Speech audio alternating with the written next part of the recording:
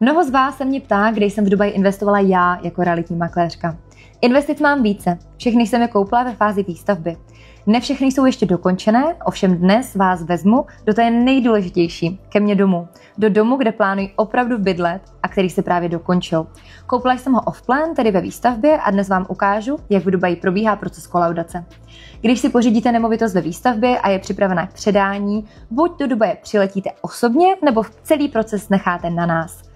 Náš tým provádí důkladnou inspekci podle detailního checklistu, kontrolujeme případné škody, nedostatky a dohlížíme na to, aby vše odpovídalo nejvyšším standardům. Já osobně plánuji spoustu úprav a nemůžu se dočkat, až vám postupně ukážu celý proces proměny mého vysněného domova. O vše se stará naše designové studio Elementa.